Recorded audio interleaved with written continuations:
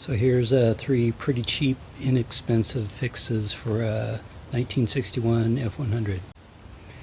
So the first one is changing out the single master cylinder for a duel. This is off like a 1969 Mustang, and that way you have a dual brake system.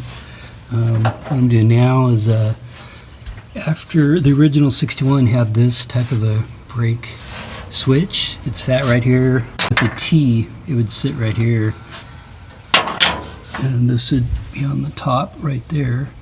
You got to cut into the line, you got to add another line right here and get the right part. This part that I had got, it didn't fit. Every time I tried to find the right part, it seemed like it would never fit. So the alternative is this.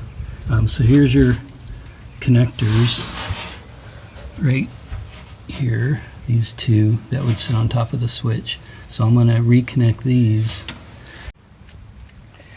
and bring that line in through here and add this. This is like a universal switch, and it comes with just this part right here. I added this piece and this other piece, so my idea is to have it sit on the brake like this.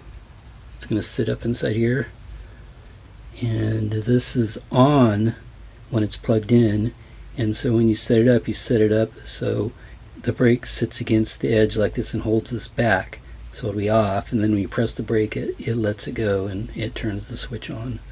So that was one fix. The second fix are these seats, which were very cheap. These are off a Ford Explorer, I believe, and they're not fully put in, but way more comfortable than the originals, and I think they were like 60 bucks. The next fix is the original gas tank is right here behind the seat. So instead of that, I changed it over to underneath the back of the bed, and this is just put together with some bar holding it up right here, and you can kind of see it all the way through here.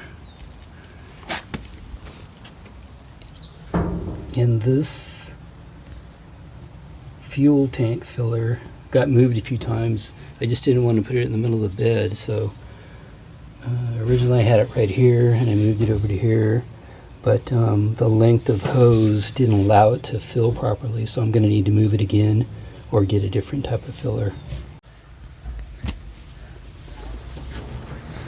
So here's the switch installed, and here's the bracket I made. Kind of funky, but it's working. And here's the lever, and so when it gets pushed, it releases the connection. So that's off and that's on.